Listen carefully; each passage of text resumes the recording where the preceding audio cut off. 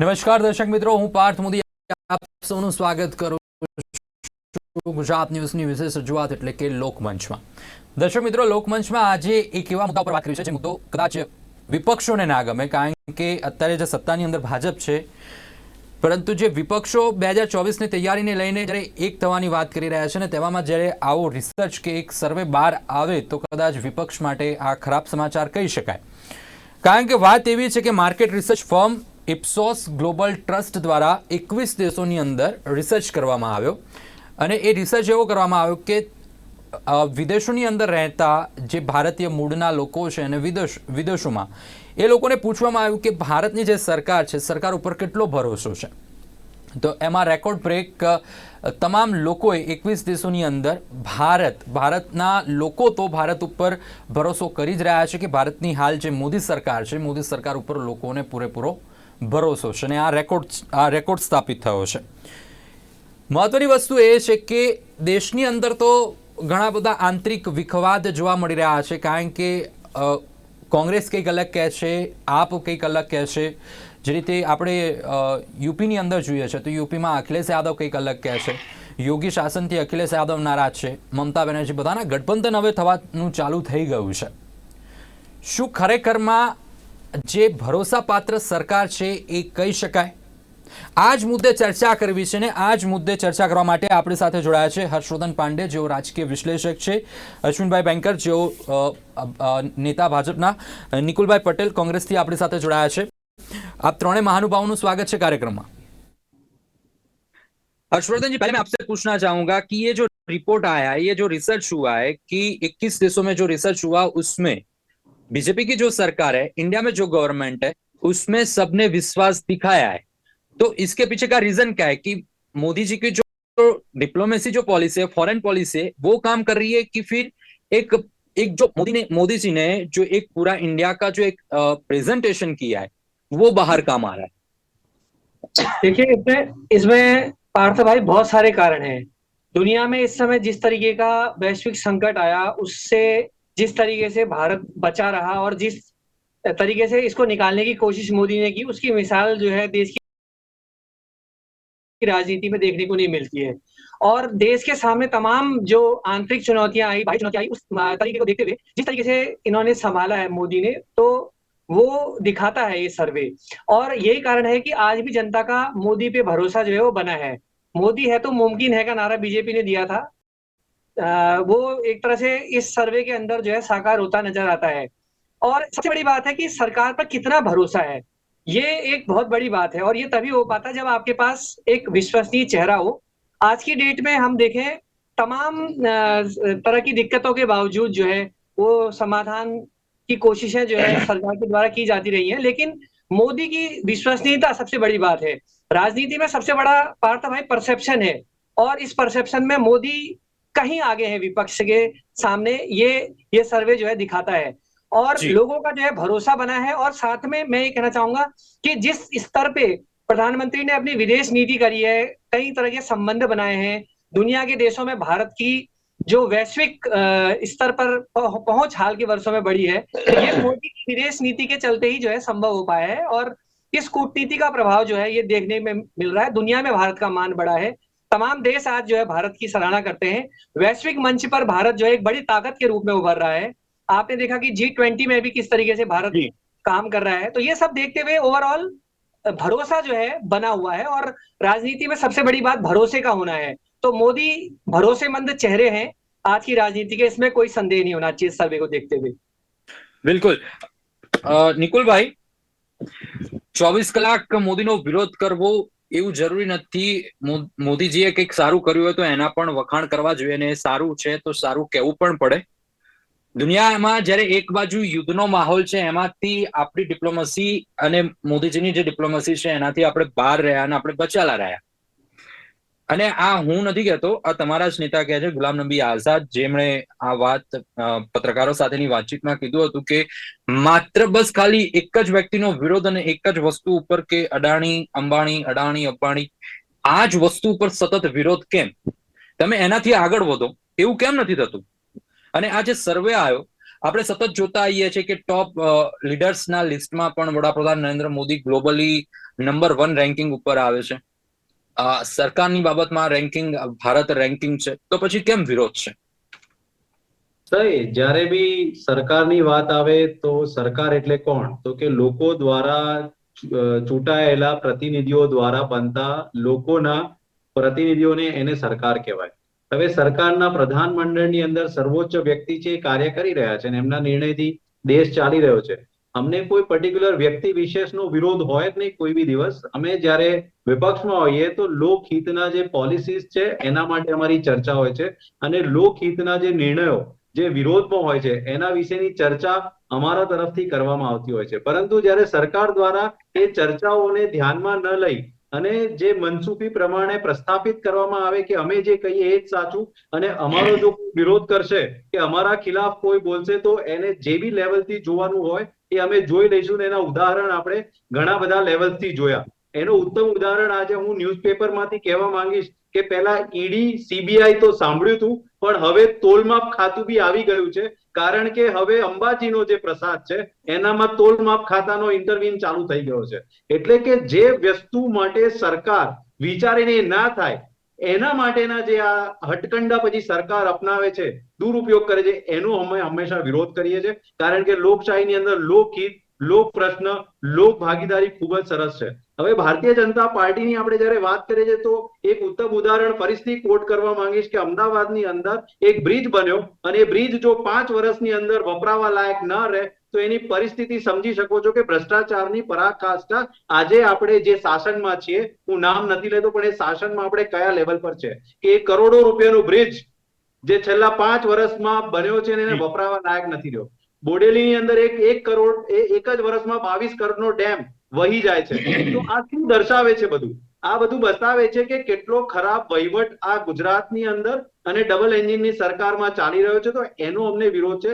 Particularly દેશની વાત આવે ને દેશની સુરક્ષા, દેશ હિત અને દેશનો કોઈ વ્યક્તિ જ્યારે વિશ્વ નામના પામતો હોય તો એનો આનંદ અને ગૌરવાન્વિત અમે લોકો બી અનુભવીએ છીએ. પણ વિપક્ષ તરીકે અમારી પ્રાથમિક જવાબદારી છે કે સરકાર જે લોકહિતના કાર્ય ન કરી શકે અમારે પ્રજાના ધ્યાન પર લાવવું જરૂરી છે.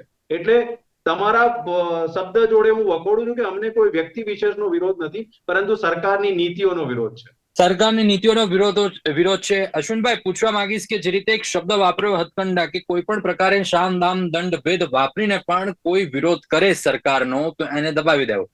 આપણે જોયું કે રાહુલ ગાંધીની તો વાત નથી કરવી કારણ કે સદસ્યતા રદ થયો તો બહુ મોટો વિષય થઈ જશે. અરવિંદ કેજરીવાલ, મનીષ સિસોદિયા, સીબીઆઈ આવી ગઈ ને હવે તો આપણે વાત કરી કે તોલમાપ બી આવી ગયું.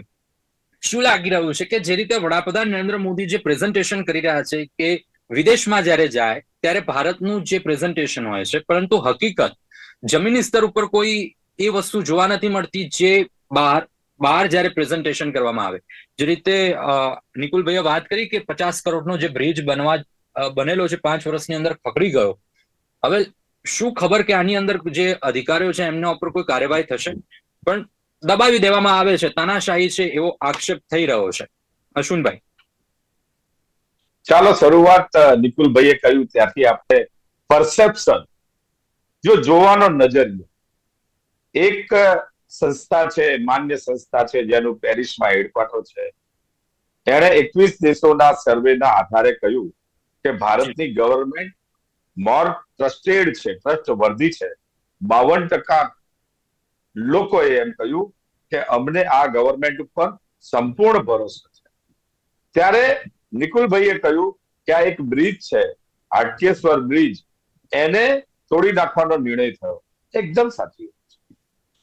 આ સરકારમાં ખોટું થાય તો એને નહીં છાવરવું. આજે એ બ્રિજને તોડી નાખવાનો નિર્ણય થયો. નોટ ઓનલી ધેટ, એના કોન્ટ્રાક્ટરને વિરુદ્ધ એફઆઈઆર થઈ.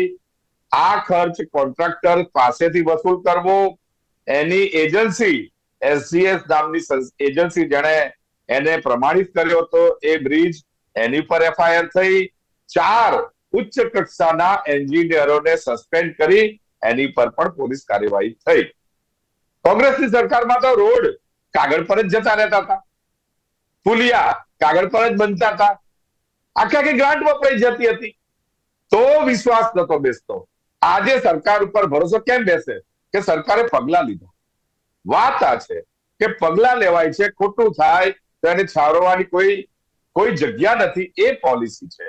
કોઈ પણ ચમારબંધીને નહીં છોડવા, અને એટલા માટે પબ્લિકનો ભરોસો બેસે છે. પોલિસી ભરોસો બેઠો.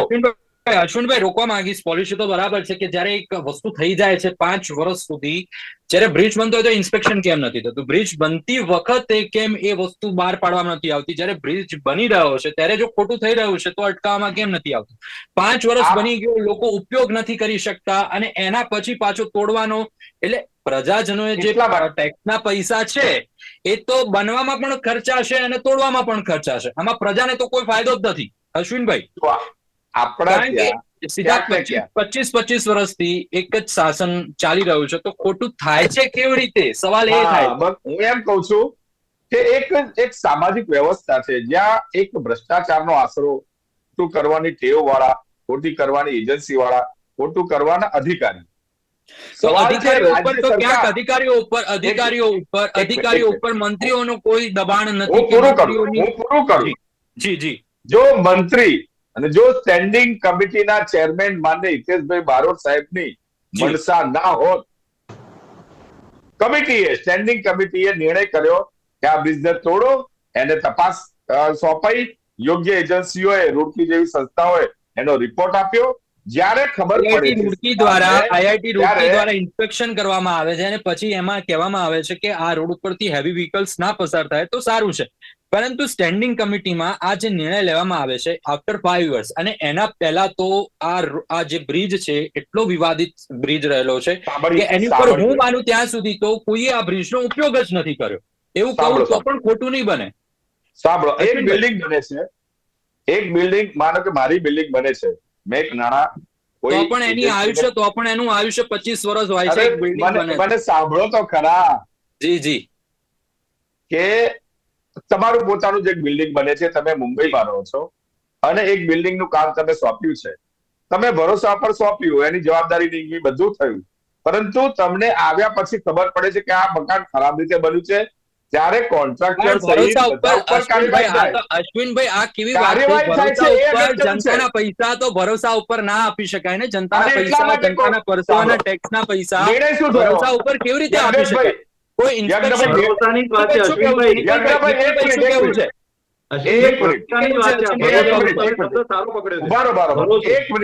ભરોસો ત્યાં બેસે. એક મિનિટ મને પૂરું કરવું પડે. અને ભરોસાની વાત છે તો ભરોસાથી તો છેલ્લા 25 વર્ષથી ભાજપ સરકાર અહીંયા છે ગુજરાતની અંદર. ભરોસો છે તો દિલ્હીમાં પણ મોદી સરકાર છે. યજ્ઞભાઈ, તમે નક્કી કર્યું હોય તો કહો, મને પૂરું કરવા દેશો. ના, બોલો અશ્વિનભાઈ બોલો. હું એમ કહેવા માંગુ છું, અગાઉની સરકાર અને આ સરકારમાં ડિફરન્સ આ છે, કોન્ટ્રાક્ટર ઉપર આ રોડના નાણાં ભરપાઈ કરી સરકાર લોકોના ટેક્સના નાણાં એને નહીં જવા દેવાના. કોન્ટ્રાક્ટર ઉપર એનો 40 કરોડનો દાવો કરવાનો.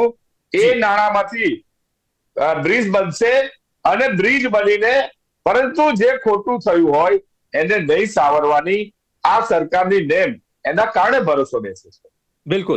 આવા મુદ્દા આપણી વૈશ્વિક નેતૃત્વને, નરેન્દ્રભાઈની કામગીરીને દબાવવા માટેની આ મુદ્દાઓ છે. સરકારની અંદર કામો થતા હોય, મેં કહ્યું એમ અગાઉ તો રોડ જ ખાલી નતા બનતા, રોડ જ નતા બનતા, માત્ર કાગળ ઉપર રોડ હતા. વાત આપી ગઈ છે. अंबाजीना प्रसाद विषय भी प्रकाश पाड़ो थोड़ो। हर्षवर्धन जी, मैं आपसे पूछना चाहूंगा कि अगर एक बात देखें कि ये सर्वे तो आया है कि टॉप में है बीजेपी की गवर्नमेंट पे सबको भरोसा है, ट्रस्टेड गवर्नमेंट मिली हमें, पर एक बात देखें तो जैसे कि दिल्ली की बात करें, आप तो दिल्ली में हो, आपको वहां का ग्राउंड लेवल का पता ही होगा। एक बार केजरीवाल बोल रहे हैं कि मैं ईमानदार नहीं हूं तो दुनिया में कोई ईमानदार नहीं है, सीबीआई की रेड पड़ी, ये सब हो रहा है, जो वाइन का जो दारू का जो घोटाला किया है उसमें, तो क्या लग रहा है कि ये सच बोल रहे हैं कि क्या कि उनको फंसाने की कोशिश चल रही है? देखिए, जहां तक ये बात है, अब आम आदमी पार्टी कहती है वो तो कट्टर ईमानदार है, कट्टर ईमानदार की छवि पेश करती है। अगर आप इतने कट्टर ईमानदार हैं तो फिर क्या कारण है आपसे मतलब पूछताछ चलिए, आपके जो सत्येंद्र जैन है उनको 8-9 महीने से जमानत ही नहीं मिल पा रही है। दूसरा, मनीष सिसोदिया भी आपके जो है वो भी अंदर गए, वो भी जो है आम आदमी पार्टी अपने वकीलों से मतलब कैसा कर पा रही है, अदालत क्यों उनको बेल नहीं मिल पा रही है, सबसे बड़ा सवाल ये है। और कल आप देखिए कि केजरीवाल जी की भी पेशी होनी है, तो जी मुझे लगता है कि अब नंबर उनका भी लगेगा। और देखिए अगर पूछताछ में क्या निकलता है ये तो कल पता लग पाएगा, लेकिन मुझे लगता है कि अगर कुछ गड़बड़ हो जाती है इसमें तो शायद मुश्किलें बढ़ सकती हैं आम आदमी पार्टी की कल यहाँ पर दिल्ली के अंदर। जी बिल्कुल। तो इससे क्या, जैसे कि बात यह है कि इससे इस गवर्नमेंट की बात करें तो गवर्नमेंट ट्रस्टेड बनती है कि फिर गवर्नमेंट एक हिसाब से देखे तो तानाशाह बनती है, क्या लगता है? देखिए बाकी ईडी और सीबीआई विपक्ष बार बार ये जी करता है कि उनको परेशान किया जा रहा है, ये किया जा रहा है, लेकिन आप ये देखिए कि अगर आपने कुछ गड़बड़ी नहीं की है तो आपको क्या जी परेशानी होनी चाहिए। पहले तो बिल्कुल। पहले तो आप ये देखिए, अभी आम आदमी पार्टी का मनीष सिसोदिया कहते रहे हम जो है राणा प्रताप के वंशज हैं आम आदमी पार्टी वाले। अरे भाई जब आप राणा प्रताप के वंशज हो तो भाई जेल जाने से डर क्यों लग रहा है? आप भगत सिंह से कभी अपनी तुलना करते हैं, ये करते हैं। अगर आपने कुछ गड़बड़ नहीं की है तो आपको कोई परेशानी नहीं होनी चाहिए, फिर तो आपको जमानत भी मिल जानी चाहिए। आप ये देखिए कि सत्येंद्र जैन जो है लंबे समय से 7 या 8 महीने से वो जेल के अंदर ही हैं, तो कुछ ना कुछ तो होगा ही जिसके चलते आपको जमानत वगैरह भी नहीं मिल पा रही है। और यही चीज आपकी मनीष सिसोदिया के साथ भी हो रही है। तो ये केवल ये राग करना कि हमारे पीछे करिए, कांग्रेस का कौन सा चरित्र अच्छा रहा है? आप ये देखिए कि पहले भी मतलब इस तरह की चीजें होती थी, लेकिन ये है कि अभी सियासत पूरी 360 डिग्री में घूम रही है और हर बिल्कुल राजनीति में नरेंद्र मोदी को जो है घेरने की पूरी तरह से कोशिश करता है विपक्ष। विपक्ष को इस बात को समझना पड़ेगा कि उसके पास मुद्दे होने चाहिए, चुनाव लड़ने के लिए कोई सैद्धांतिक सहमति होनी चाहिए, तब जाके आप लड़ सकते हैं। आप ये देखिए कि नरेंद्र मोदी 360 डिग्री पे पूरी सियासत को घुमा रहे हैं और हर समय आज देखिए पूरी राजनीति जो है नरेंद्र भाई के मोदी के इर्द गिर्द ही घूम रही है। तो आपको अगर मोदी से लड़ना है तो मोदी को केवल नरेंद्र भाई मोदी ही चुनौती दे सकते हैं। अगर आपको उनसे लड़ना है तो उसके लिए आपको एक एजेंडा लेना होगा। और विपक्ष के सामने सबसे बड़ी समस्या इस समय यही बात की है, उसको सहमति नहीं बन पा रही है किसी मुद्दे पे जो है, जी और विपक्ष जे के दामन पर खुद जो है दाग है। आप ये देखिए अदानी का मसला आप उठाते हैं बार बार। आप ये देखिए कि जहां जहां कांग्रेस की सरकारें चल रही है क्या वहां अदानी के प्रोजेक्ट नहीं चल रहे? आपके अंदर क्या नैतिक साहस है? आप अपनी अपनी विधानसभा में क्या आप राजस्थान में बहस करा सकते हैं इस मसले पर, अदानी के मसले पर, कि कितने आपको प्रोजेक्ट मिले हैं? क्या आप छत्तीसगढ़ के अंदर बहस कराने की कुवत रखते हैं? छत्तीसगढ़ में भूपेश बघेल की सरकार में कई प्रोजेक्ट चल रहे हैं। तो ऐसे कई मिसाल हैं, कहीं आप ये देखिए कि ऐसी मिसालें देखने को नहीं मिलती हैं कि कांग्रेस जो है उनकी सहमति से जो है आप एक तरफ तो मतलब उसका विरोध करते हैं, दूसरी तरफ जो है आपके खुद के प्रोजेक्ट वहां चल रहे हैं। बिल्कुल। तो ये एक मुद्दा नहीं है पार्थ भाई। आप ये देखिए कि इस मुद्दे के आधार पर बार बार इसको घेरने की कोशिश कर रहे हैं, लेकिन मुझे नहीं लगता कि ये मुद्दा बहुत ज्यादा कामयाब हो पाएगा। विपक्ष को कोई ठोस मुद्दे घेरने पड़ेंगे, सरकार को घेरने के लिए ठोस मुद्दों की तलाश अभी भी है। बिल्कुल और कई चेहरे हैं, बारात में कई दूल्हे हैं विपक्ष के, किसी सही एक के बात है, नाम पे सहमति नहीं है। क्योंकि सबको ही एक ही सीट चाहिए, सबको ही प्राइम मिनिस्टर बनना है, तो वो तो पॉसिबल नहीं हो एक पाएगा। अनार 100 बीमार है पार्थ भाई। सही बात है। वहां आपके पास मुकाबला, वहां तो एक ही चेहरा है, उसी के चेहरे पे वोट मिल रहा है आपको राज्य में, चाहे जी विधानसभा के चुनाव हो चाहे केंद्र स्तर के चुनाव हो, तो मोदी गेम चेंजर है आपके। બિલકુલ. નિકુલભાઈ, શું જે રીતે હર્ષવર્ધનભાઈએ વાત કરી કે કોઈ એક સંમતિ નથી સેટ થતી, કારણ કે એક બાજુ જોવા જઈએ તો તમામ વિપક્ષીઓ હવે એક સાથે ભેગા થઈ રહ્યા છે, 2024 માટેની તૈયારીઓ કરી રહ્યા છે, પરંતુ કોઈ ચહેરો નથી બની રહ્યો. શું કારણ છે? અને જે રીતે અશ્વિનભાઈનો પણ તમે જવાબ સાંભળ્યો, એની ઉપર તમારે શું કહેવું છે એ પણ તમે કહી શકો. અને ક્યાં અવરોધ નડી રહ્યો છે? કેમ તમારી પાસે કોઈ બીજા કોઈ ઠોસ મુદ્દાઓ નથી કે શું, નિકુલભાઈ? સૌ પ્રથમ તો હું ચહેરાની વાત કરીશ તો આપણે જોયું કે 2004માં જ્યારે સરકાર બનાવવાનું હતું તો આપણે જોયું કે યુપીએ 1 બન્યું અને મનમોહનસિંહ જેવા ઉત્કૃષ્ટ અને સેવાનિષ્ઠ પ્રધાનમંત્રીનો ચહેરો આ દેશને મળ્યો અને 10 વર્ષના શાસનમાં આપણે જોયું કે એમણે 2008ની વર્લ્ડ ઇકોનોમિક ક્રાઇસિસને બી એમણે ખૂબ સરળતાથી અને સારી રીતે એમણે પાર પાડી. એટલે કે કોંગ્રેસ હંમેશા એવા વ્યક્તિને આગળ લાવે છે કે જે સક્ષમ અને સારી રીતે કાર્ય કરે છે. હવે હાલ જે આપણે વિપક્ષની વાત કરીએ તો ડેફિનેટલી ભારતીય રાષ્ટ્રીય કોંગ્રેસ એક એવી સંસ્થા છે આજે દેશની અંદર વિપક્ષ તરીકે કે જે એક મોટું સંગઠન છે અને આવનારા દિવસોમાં જે 2024ની જે લોકસભાની ચૂંટણીઓ છે એમાં બીજા વિપક્ષ વાળા બી એક મીટ માંડીને બેઠા છે કે જે રીતના ભારતીય જનતા પાર્ટીનું શાસન દેશની અંદર ચાલી રહ્યું છે લોકહિતમાં નથી જણાતું લોકોને અને દરેક કેમ કોઈ વિપક્ષી એક એવું ફીલ પાર્ટી કરે છે. કોઈ એક પાર્ટીમાં એટલું બળ નથી કે એટલો દમ નથી કે કોઈ એક પાર્ટી વડાપ્રધાન મોદી સામે ટક્કર ભીડી શકે? ભારતીય જનતા પાર્ટીએ બી ઘણી જગ્યાએ ગઠબંધન કરીને સરકારો બનાવી છે અને સરકારો પાડી બી છે. બરાબર છે. એટલે ઇલેક્ટોરલ પોલિટિક્સની અંદર હંમેશા જ્યારે ચૂંટણીની વાત આવે તો ગઠબંધન કઈ નવી વસ્તુ નથી. અને જે રીતના આપણે જોઈએ UPA 1 સારી રીતે બન્યું, UPA 2 સારી રીતે બન્યું. આના દિવસોમાં જો આ ગઠબંધન સારી રીતે કાર્ય કરશે તો એક સારો પ્રધાનમંત્રીનો ચહેરો, સારી સરકાર, લોકોની સરકાર. હવે મુદ્દાની વાત કરીએ તો આ સરકાર મોંઘવારીના મુદ્દે આવી હતી, બેરોજગારીના મુદ્દે આવી હતી, ભ્રષ્ટાચારના મુદ્દે આવી હતી, પણ એ કોઈ બી મુદ્દાઓ પ્રસ્થાપિત કરી શકી નથી. આજના દિવસે બી 2G સ્કેમ હોય કે કોલ ગોટાળા હોય, કોઈ બી વસ્તુ આ સરકાર પ્રસ્થાપિત કરી શકી નથી કે કોઈને જેલમાં કોંગ્રેસના જે મંત્રીઓ હતા એમને પાછળ મોકલી શકી નથી. એટલે એ બધી વાતો હતી, એ ઉપજાવેલી પરસેપ્શન હતું. પણ આજે બી ઘણા મુદ્દાઓ છે અને અમે મુદ્દાઓ સાથે જે રીતના રાહુલ ગાંધીએ ભારત જોડો યાત્રા એટલે કરી કે આજે એક વિચારધારાની લડાઈ છે અને લોકોની અંદર જે વિચારધારાની લડાઈ છે ભારત જોડો યાત્રાની અંદર જો રાહુલ ગાંધીની વાત કરવામાં આવે તો રાહુલ ગાંધી અફઝલ હમ શર્મિંદા હૈ તેરે કાતિલ અભી જિંદા હૈ, જ્યારે આ જેએનયુમાં જ્યારે આવા નારા લગતા હોય, ભારત તેરે ટુકડે એવા નારા લગતા હોય, ત્યારે જો રાહુલ ગાંધી સપોર્ટમાં ઉભા હોય તો આ દેશનો યુવા કે દેશની પ્રજા કેવી રીતે વિશ્વાસ કેળવી શકે રાહુલ ગાંધી ઉપર? નિકુલભાઈ, સરસ વાત. તમે ધર્મ આધારિત રાજનીતિની જ્યારે નરેન્દ્રભાઈ મોદી વાત કરે છે ત્યારે તમે એમને સવાલ કેમ નથી પૂછતા કે આ દેશની અંદર ધર્મની વાતો કેમ કરો છો? તમે જો આટલા વર્ષોથી શાસન કર્યું છે, સુશાસન કર્યું છે, તો તમે તમારા કામોની વાત કરો. પરંતુ કબરની વાત કરવામાં આવે છે. પછી કામોની વાત કરીએ તો ક્યાંક નિકુલભાઈ સમય થોડો ઓછો છે, પરંતુ એક પ્રશ્ન લઈ લઉં છું. જ્યારે લંડનમાં કેમ્બ્રિજમાં જ્યારે રાહુલ ગાંધી જાય છે તો કહે છે કે ભારતની અંદર બોલવાની આઝાદી નથી, સહિષ્ણુતા નથી. તો એક ભારતની છબી ખરડવાની એક પ્રયત્ન થયો. જ્યારે ઇન્દિરા ગાંધી જ્યારે એક વખત વિદેશમાં ગયા હતા ત્યારે એમણે કોઈ કીધું હતું કે તમારા ભારતમાં કેવું ચાલે છે. ભલે એમણે સરસ આન્સર આપ્યો કે અમારા ભારતમાં ઘણા બધા આંતરિક પ્રોબ્લેમ છે, પરંતુ અત્યારે હું ભારતીય છું અને ભારત વિશે કંઈ બોલીશ નહીં. તો કેમ એ વસ્તુ રાહુલ ગાંધી કેમ શીખી નથી શકતા?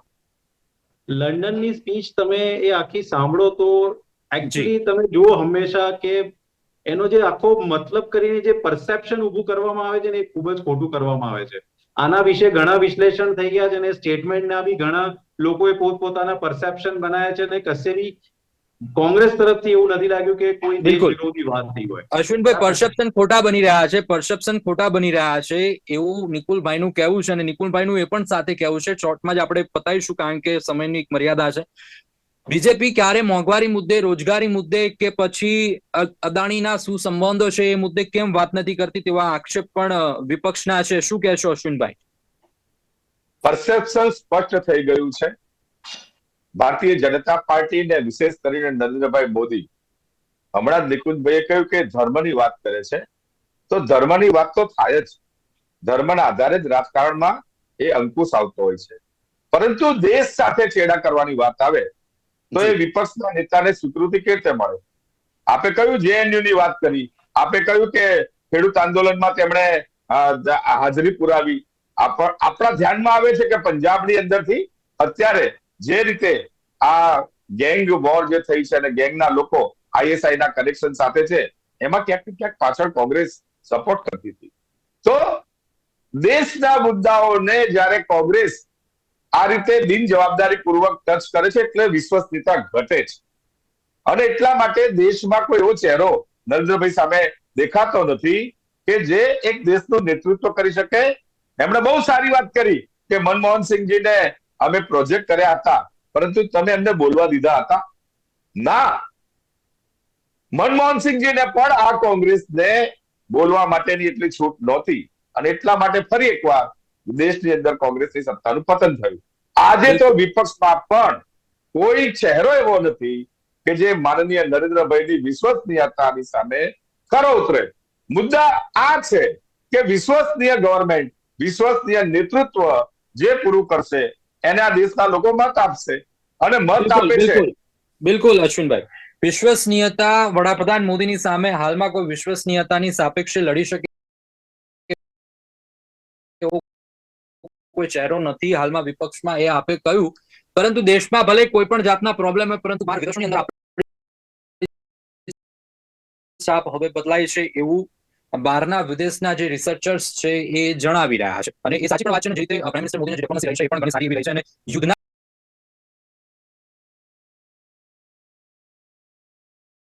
સમયે પણ આપણે રશિયા સાથેથી જ્યારે ઓઇલ લેતા હોઈએ એ બહુ મોટી વાત થઈ જાય. જ્યારે અભિનવ આપણો ત્યાં હોય અને 24 કલાકની અને અભિનવને જ્યારે પાછા લાવી શકતા હોય પાકિસ્તાનમાં, એ પણ બહુ મોટી વાત થઈ જાય. ઘણી સારી વાતો છે, એને પણ સરાહવી પણ જોઈએ અને કહેવી પણ જોઈએ. અશ્વિનભાઈ, આજે જીતા હે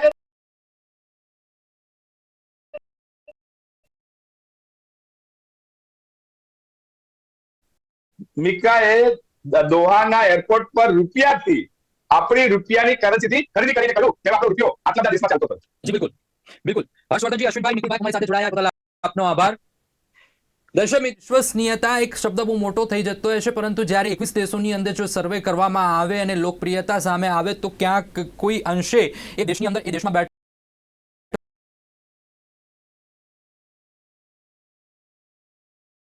એક ભારતીય મહેસૂસ કરતો હશે ત્યારે જે વિશ્વસનીયતા બનતી હોય છે. દર્શક મિત્રો, આજની રજૂઆતમાં બસ આટલું જ. આવતીકાલે ફરીથી મળીશું એક નવા વિષય વસ્તુ સાથે. ત્યાં સુધી આપ જોતા રહો ગુજરાત ન્યૂઝ. નમસ્કાર.